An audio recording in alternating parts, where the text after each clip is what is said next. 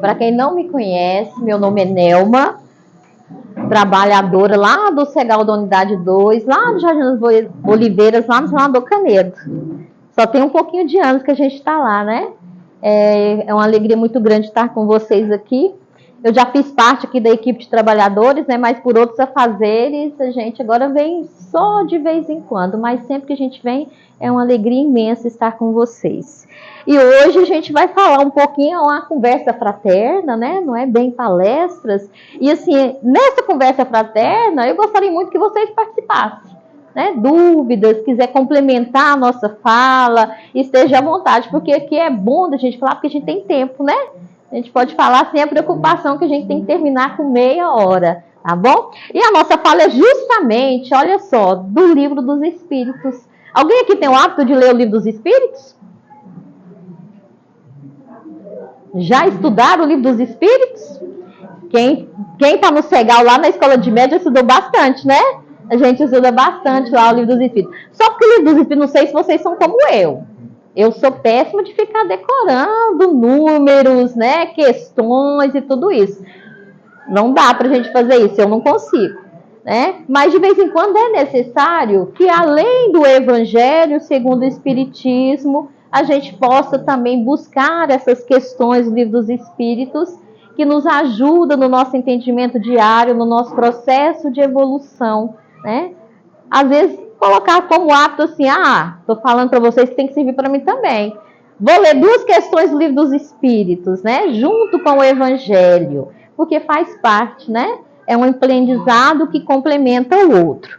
Mas, a gente vai falar, eu resumi as questões, que são muitas, né? Mas antes da gente entrar dentro dessas questões, vamos ver, porque a gente vai falar de virtudes e vícios. Tudo que a gente tem, né? Porque a gente tem muitas virtudes. Mas também a gente ainda tem muitos vícios, né? E para que a gente possa aflorar em nós as virtudes, a gente precisa entender quais vícios a gente tem. Que tipo de vícios eu tenho? Que tipo de vícios está me impedindo no meu processo de evolução, na minha marcha evolutiva? Porque à medida que eu reconheço esses vícios em mim, eu estou a um passo de transformá-los em virtudes, né? A gente não perde os nossos vícios, né? A gente transforma esses vícios. Mas vamos lá, né? E aí, dentro desse processo, a gente vai ver aí o valor das virtudes, que virtudes são fundamentais para o progresso espiritual e a conquista da verdadeira moralidade. Então, à medida que nós vamos conquistando essas virtudes, e a gente vai conquistando virtudes no decorrer das nossas existências, né? No decorrer do nosso dia a dia, na convivência com o próximo, principalmente nessa convivência com o próximo, nós vamos aflorando em nós essas virtudes. O que é vícios, né? E os vícios, eles são obstáculos para nós, né? Porque a gente se compraz nos vícios ainda. O problema é esse, né? A gente ainda gosta de certos vícios. Olha lá. Dificulta a evolução espiritual e precisam ser superados para alcançar o autoconhecimento. E aí, gente? A gente entende o autoconhecimento como um processo que a gente fala muito, né, em espiritismo, né?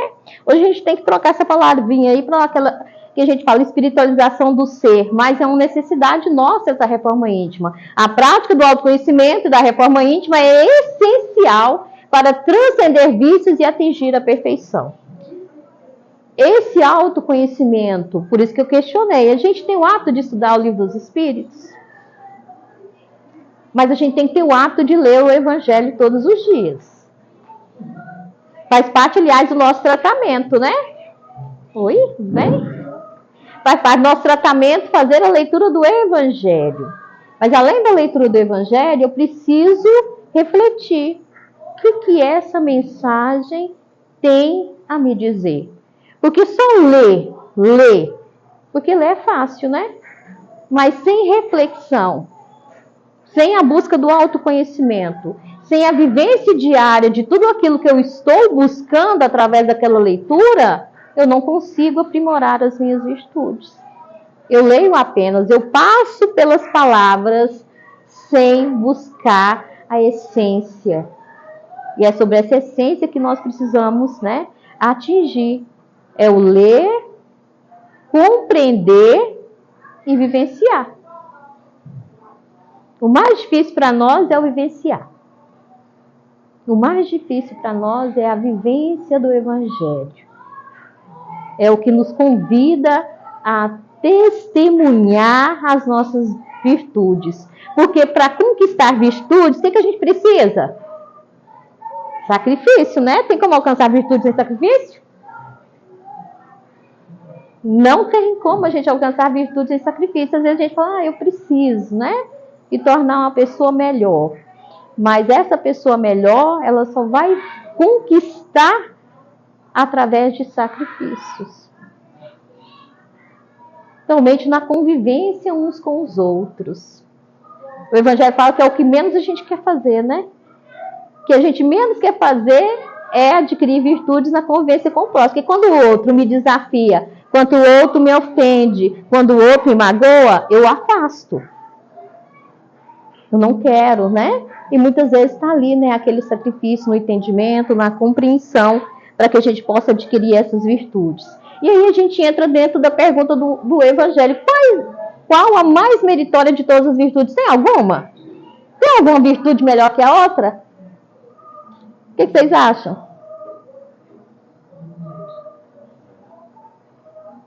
Aquele que é mais paciente é melhor do que aquele que é mais compreensivo? Aquele que é mais compreensível é melhor do que aquele, né, que já aflorou em si o verdadeiro sentimento do amor? Não, né? Toda a resposta dos Espíritos. Todas as virtudes têm seu mérito, porque todas indicam progresso na senda do bem. Mas aí ele complementa. A virtude sempre que há resistência voluntariamente ao arrastamento dos maus pendores. Então, toda vez que eu falo assim, eu não posso fazer isso porque isso me prejudica. Eu não posso continuar nessa situação porque essa situação está machucando aqueles que estão comigo na minha jornada. Eu estou aprimorando as virtudes. É virtude, né? Então, toda vez que eu penso, né, no outro, toda vez que eu fujo daquilo que me faz mal, né? Os vícios nos faz mal, né? Eu estou buscando praticar as virtudes. Ó, a sublimidade da virtude, porém, está, a gente falou agora, né? No sacrifício do interesse pessoal pelo bem do próximo, sem pensamento oculto. A mais meritória é que assenta na mais desinteressada caridade. É caridade tolerar o outro? É caridade ter mais paciência com o outro? E a caridade ter paciência consigo mesmo? A gente fala no outro, mas a gente tem que pensar em nós, né? Que tipo de caridade eu estou fazendo para comigo mesmo? Eu sou tolerante com os meus erros? Eu sou tolerante com as minhas atitudes equivocadas? Isso é virtude, né? Quando você reconhece as suas, não vou falar defeitos, né? Vamos falar imperfeições, né? Porque falar defeito parece que a gente está estragado, né? Não é? Não é? Vamos falar as nossas imperfeições, né? E aí a gente vai buscando, né? Essa questão de virtudes. Olha, virtude. O Evangelho tem uma parte inteirinha. Você já leu essa parte? Capítulo 17. A virtude, né? E ela fala sobre isso, né? A importância dessas virtudes no nosso processo de crescimento espiritual, de aceitação de nós mesmos. Uma das coisas que a gente mais necessita na atualidade é esse processo de aceitação de nós mesmos. O processo de aprender a nos amar, de reconhecer que todos nós, não existe aqui ninguém que não tenha, né, as suas imperfeições. Já ia falar um defeito, agora vamos corrigir. As suas imperfeições. Então eu não posso me condenar, me criticar, me colocar lá embaixo, porque eu, né, tenho, né, as minhas dificuldades. Então eu preciso buscar esse sentimento para comigo. Porque à medida que você aprende a se amar, você está construindo um canal para que esse amor se estenda também ao próximo, ao outro. Se você aprende a se compreender, você consegue também compreender o seu semelhante. E aí a gente vai deixando de muitas coisas, né?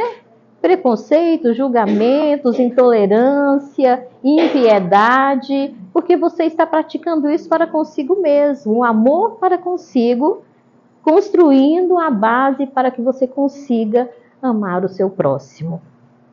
Como eu falei, a gente pode falar, viu? 894. Há pessoas que fazem o bem espontaneamente sem que precise vencer quaisquer sentimentos que lhe sejam opostos? Terão tanto mérito quanto as que se veem na contingência de lutar contra a natureza que lhes é própria e a vencem, né? Aí ele fala para nós, a resposta do Espírito, só não tem que lutar aqueles que já há progresso realizado. Espíritos que já estão lá nos mundos, né, regenerados ou felizes, né, já conseguiram passar por isso, né? Mas todos nós aqui temos que lutar. A gente luta constantemente contra as nossas imperfeições. Mas essa luta, ela não pode nos prejudicar. Ela não pode nos impedir de levantar todos os dias e ir, né, para a nossa lide diária. Porque a gente só vai conseguir vencer isso junto com o outro, né? Então, olha, aquele que não precisa lutar é aquele que já venceu. Ele já passou por toda uma infinidade de encarnações, já nasceu e renasceu muitas e muitas vezes, já passou pelas mesmas coisas que a gente já passou, né? E alcançou o limite ali da perfeição. Então, ele já faz o bem espontaneamente. Ele não luta e fala assim, nem, será que eu tenho que ir pro Cegar hoje? Estou tão cansado. Hoje podia ser feriado, né? Pra gente não precisar ir, né? Não precisa. Ele fala, nossa, hoje é dia da gente, vamos lá, vamos, levanta todo alegre, né? Motivado, né? A gente ainda tem isso, né? A minha querida amiga Marcelene, que já desencarnou, ela falava para mim assim, Nelma, eu acho que eu sou muito imperfeita, porque eu fico doida para ter um feriadinho prolongado para mim ficar em casa. Mas a gente necessita também de descanso, né? Ela falava isso para mim. Então, às vezes, a gente fica ainda remoendo com aquela necessidade de fazer o bem, porque a gente ainda está lutando contra as nossas imperfeições. Muitas coisas ainda nos impedem, né, de fazer esse bem. Olha lá. Por isso é que os bons sentimentos, nenhum esforço de custo e suas ações lhe parecem simplíssimas, né? Tem gente que vamos trazer para cá, né? Tem pessoas que são tão boas, né? Pessoas tão humildes, que a pessoa taxa ela como boba, né? Você já viu isso? Ela tá certinha, ela tá fazendo tudo que é correto, ela tá andando no caminho certo. Mas a gente taxa ela como boba. Nossa, a pessoa faz o que quer dela, né? Não é assim? São os pobres de espírito. Não é? E a gente taxa ao contrário, né? Então, essa pessoa provavelmente já venceu muitas coisas que nós estamos ainda tentando vencer, né? Para ela é simples. Ela não se ofende quando o outro, por uma ironia, né? E a gente tem muito isso, né? De repente o outro fala assim, uma coisa lá, e fala assim, nossa, você falou ironicamente comigo, né? Aí a gente já fica com a pedrinha na mão, né? Ou às vezes eu até deixo de ficar perto daquela pessoa no trabalho, porque, não, aquela pessoa é muito irônica, tá jogando indireta para mim, né? Essa pessoa que é boa, ela nem vai ouvir a indireta. Ela nem vai assimilar que a outra pessoa foi irônica com ela. Porque ela não tem malícia. Não tem malícia, né? Olha só. É diferente, não é? Mas é porque, gente, ela já passou pelo processo. Não é porque ela fez assim, né? E ficou boa, não. Ela teve um caminho que ela percorreu. Vocês acham que foi fácil? Não, porque não foi, né? Teve que ter muito sacrifício. Muito sacrifício. Mas ela venceu. Olha, o bem se lhes tornou um hábito, devidos são as honras que se costuma tributar, olha só, gente, a velhos guerreiros que conquistaram seus atos altos postos, né? Por quê? Porque ela lutou, ela trabalhou. Encarnação após encarnação, ela foi burilando as suas próprias arestas. Ela foi poldando, né, as suas arestas defeituosas e foi aprimorando essa virtude, essa prática do bem. Então ela se sente bem em fazer o bem. Ela se sente feliz em fazer o bem. Aí a gente fala assim, o que é a verdadeira felicidade para nós? Fazer os outros felizes. Porque à medida que a gente faz o outro feliz, a gente se sente feliz. No Evangelho tem uma parte linda, eu sempre gosto, porque eu não, como eu falei para vocês, eu sou péssima para decorar o título lá. Mas o Evangelho fala assim, como é bom ver um sorriso no rosto, onde um instante antes era lágrima, apenas por um gesto seu. Um gesto talvez insignificante para você, mas para o outro é grandioso. E aí a alegria do outro em receber aquele pequenino gesto seu se transforma na sua alegria. E essa alegria te motiva a continuar a fazer o bem, né? Mas aí na próxima pergunta, eu não sei se é a próxima, mas olha só, ó. Pôs de lado os defeitos e os vícios acerca dos quais ninguém se pode equivocar, qual o sinal mais característico da imperfeição? Olha só, gente, interesse pessoal. E agora? Eu faço bem, o outro fica feliz, isso me motiva a fazer o bem. Será que é um interesse pessoal? Será que é interesse pessoal eu fazer o bem pensando que ao desencarnar eu vou chegar lá na colônia Nosso Lar? E aí, né? Será que é interesse pessoal a gente fazer o bem pensando que esse bem está nos ajudando? E aí, né? Será que é assim que a gente vai entender? Fala, eu que ele tá coçando a língua, fala. Uma vez, eu não me lembro qual livro, porque assim, a gente vai lendo, vai misturando, né? Uhum. Falando assim, que a gente quando começa a fazer o bem, é natural às vezes que a gente faz ele meio por obrigação, porque você sabe que é o certo. Quando a gente vai lendo o Evangelho, a gente precisa de fé. Por quê? A gente vai vivenciar uma realidade que a gente não conhece. Quando nós começamos a falar assim, faça caridade, faz o bem, ajuda pessoas, seja assim, nós não conhecemos o benefício de ser assim, às vezes, de uma forma ostensiva. Então precisa ter fé naquilo que o espiritualidade está falando para a gente. Uhum. Então, quando a gente vai começar a fazer, foi no livro da Zíbia que eu li isso, quando a gente começa a fazer o bem, é frequente que a gente comece por um aspecto algum interesse. De egoísmo, eu vou fazer porque eu vou receber o bem depois, né? Porque a lei de Deus não fala. E isso já é um progresso, porque tem aqueles que não fazem. Então, à medida que a gente avança nesse caminhar, que a gente começa a receber não só aquele benefício que a gente esperava, que a gente sabe que a lei dá para todos, mas que a gente começa a ver aquele sorriso que nasce. A gente começa a perceber aquilo que realmente transforma. Aí a gente começa a deixar de fazer por interesse pessoal. Sabe, e a gente faz, tipo assim, a gente até sabe que vai receber, porque a lei de Deus vai conferir isso. Ela vai dar o merecimento. Mas você faz porque você sabe que é o certo, você faz porque aquilo te une com o Criador, com a nossa verdadeira essência espiritual. Verdade. O Segal tem, nos estudos nossos, né, do esclarecimento, tem uma coisinha chamada aula prática, né? E aí é obrigatório fazer aula prática. Não é obrigatório, você tem que ir lá fazer aula prática. Se bem que alguns de nós, né, relutam ainda. Mas você faz por interesse. Olha, eu tenho que fazer aula prática, senão eu não vou ser aprovado para o próximo curso. É interesse, não é? É interesse. Mas com o tempo a gente acaba gostando do trabalho e passa a realizá-lo com mais amor, né? Mas primeiramente vem esse interesse, né? Mas aí a resposta às vezes fala para nós que o apego às coisas materiais constitui sinal notório de inferioridade. Por quê? Quanto mais se aferra aos bens deste mundo, tanto menos compreende o homem o seu destino. Pelo desinteresse, ao contrário, demonstra que encara de um ponto mais elevado o futuro. Né? Nós estamos um pouquinho distante desse processo ainda, porque a gente vive muito pelo apego ainda, né? A gente necessita de muitas coisas e a gente acaba deixando de fazer aquilo que a gente devia priorizar, né? Mas o conhecimento da doutrina espírita nos mostra, olha, nada nos pertence. Nada nos pertence. Nós somos usufrutuários de tudo que existe aqui nesse planeta. A gente está apenas usando, utilizando. É um presente ali meio, né, necessário ainda para nós. Então, nosso corpo, nossa casa, nosso carro, nossa família, nossos objetos. Esse computador, eu falo que é meu, né? Meu computador. Mas ele não me pertence, não é nada disso me pertence. Quando eu entendo esse processo, a gente começa a caminhar mais levemente, né?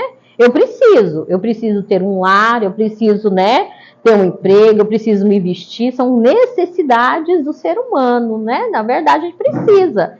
Mas a gente tem que tomar cuidado de não deixar que esses apegos nos impeça de fazer o bem. Vou dar um exemplo.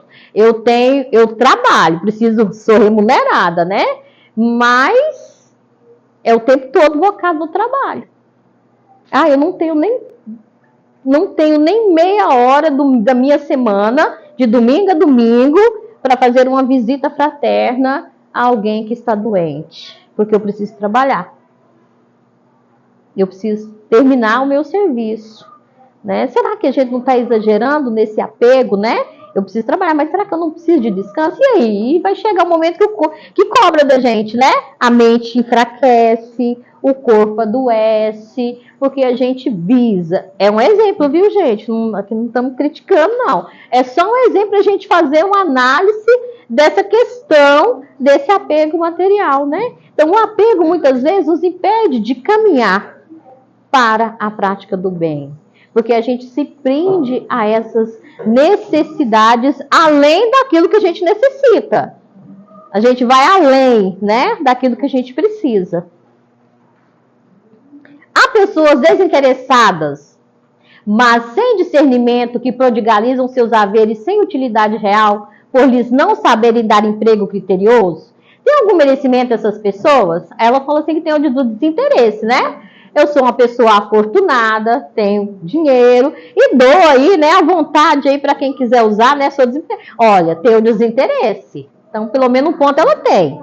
Ela não é apegada à fortuna, mas em contrapartida, olha só. Porém, não o do bem que poderiam fazer. Ela está deixando de fazer o bem. Ela é afortunada, não é apegada aos bens, mas o que ela está fazendo com essa fortuna? Ela está gerando empregos, está patrocinando aí vacinas, né? O que ela está fazendo com esse bem que ele tem, né? Então, ele tem um ponto a favor, pelo menos ele é desinteressado. Mas acaba, né, sendo culpado porque ele não faz o bem que ele poderia fazer. Olha a resposta. O desinteresse é uma virtude, mas a prodigalidade irrefletida constitui sempre, pelo menos, falta de juízo. Aí eu falo assim, eu tenho, posso gastar à vontade, né? Terão de prestar contas, porque terão de responder por todo o bem que podiam fazer e não fizeram. Por todas as lágrimas que poderiam ter estancado com o dinheiro que deram aos que dele não precisavam, né? Por que Deus concede a uns a fortuna? Será que é para viver bem, né? Para viajar, passear, comprar bens luxuosos? É para isso? Será que é? Não, gente, é para que daquela fortuna ele possa acalentar muitos outros corações. É que ele possa usar aquela fortuna visando não só a si, mas também o seu próximo, né? A fortuna concedida a ele é um bem necessário. É uma missão para ele, penosa, né? Que fala que a fortuna é mais difícil do que a pobreza, né? Muito mais difícil, porque aquele que tem, ele não quer assim ser tão, né, desapegado assim, né? E aí a gente pode fazer tantas coisas, sim. A riqueza, ela excita as nossas imperfeições, né? Fala que agita os vícios, facilidade. Porque você tem tudo ao seu alcance, né? Você pode fazer muito, né? E aí realmente, né? Por isso que fala que é mais difícil. Apesar que as duas são difíceis, gente. O Evangelho fala, olha, a pobreza, né, é uma missão difícil também, né? Porque você tem que ter resignação, você tem que ter abnegação, né? E a riqueza também, né? Porque você tem que fazer bem uso daquela fortuna. Você tem que saber utilizar aquela fortuna. Uma coisa que eu falo que é muito importante, acaba que muitas pessoas têm medo da riqueza, justamente porque sabem que é uma prova difícil, porque ela vai facilitar muito a manifestação das nossas imperfeições. Só que se a gente não se preparar e tiver coragem de enfrentar isso, o dinheiro vai ficar sempre na mão das pessoas que não estão interessadas em utilizar bem ele. Uma vez eu fiz um exercício que, sabe, me chocou, fiquei chocado comigo. Eu fiz uma meditação e falei assim, eu quero entrar num estado em que eu já tenha todo o dinheiro que eu precisar ter. Tenho lá milhões no banco e eu posso ficar quietinho em casa o dia inteiro sem precisar fazer nada, que vai cair todo o dinheiro que eu quiser para pagar minhas contas. E foi muito difícil para mim aquele exercício, porque me manifestou um vazio existencial muito profundo, que eu compartilho, que eu acho que é o que essas pessoas que têm muito dinheiro podem sentir, porque a gente frequentemente, o que a gente faz? A gente trabalha, quer ganhar dinheiro para suprir as necessidades, para ter uma reserva, então acaba que é um móvel, um propósito principal da nossa vida material.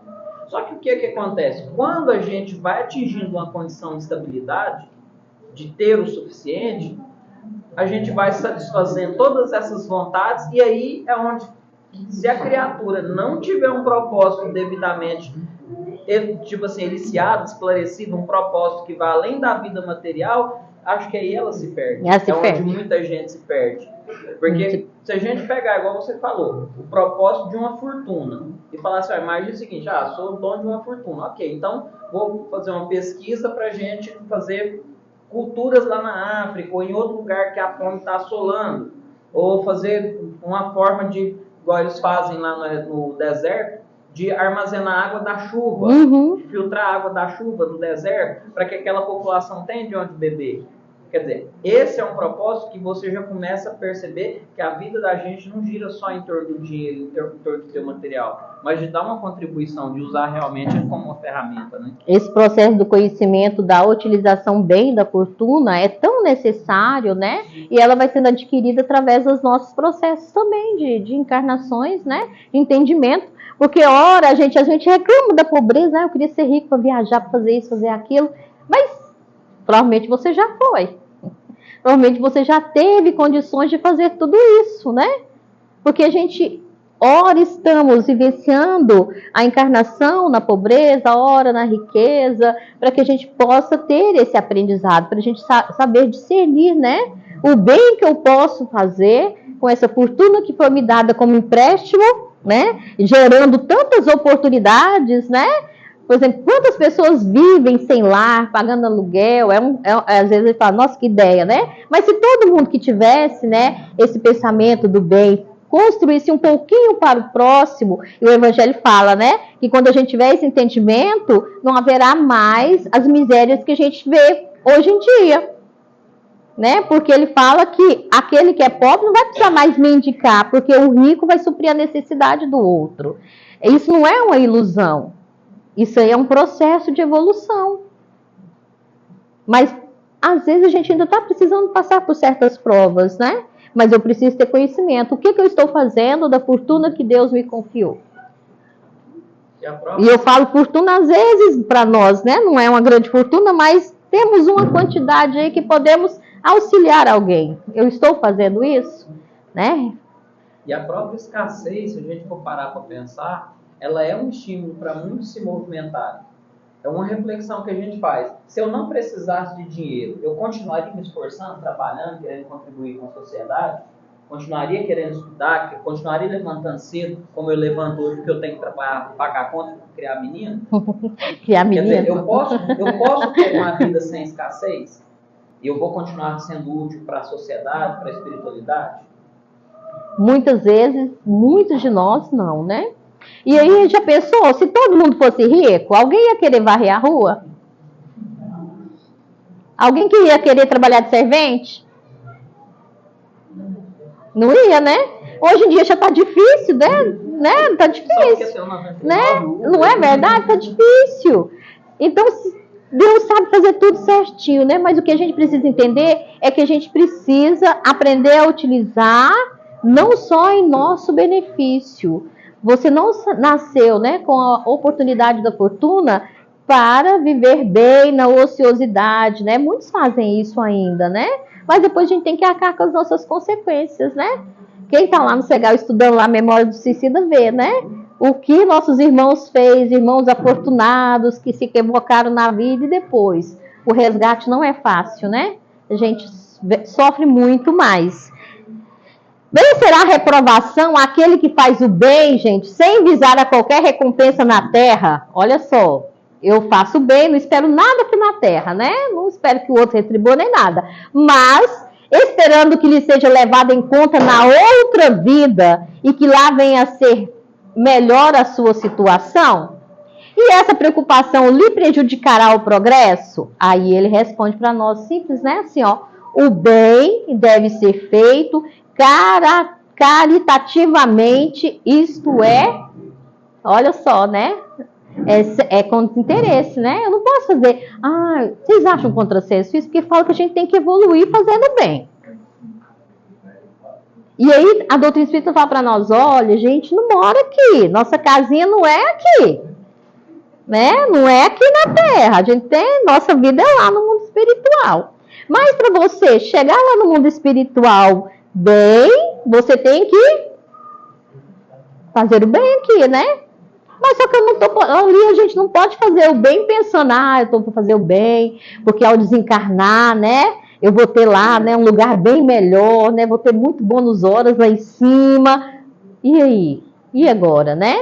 Parece um contrassenso, né, que fala que a gente tem que fazer o bem. Mas aí não fala que a gente não pode fazer o bem pensando que a gente vai lá para o mundo espiritual e viver bem lá, né? Aí eu tenho uma historinha para vocês. Geralmente eu conto essa historinha, né? Mas aí eu simplifico ela bastante, porque a gente só tem meia hora. Mas, como eu não consigo decorar ela toda, eu trouxe ela na íntegra, porque eu acho ela muito, muito importante. Deixa eu ver se é o próximo slide que tem ela. É assim, olha só.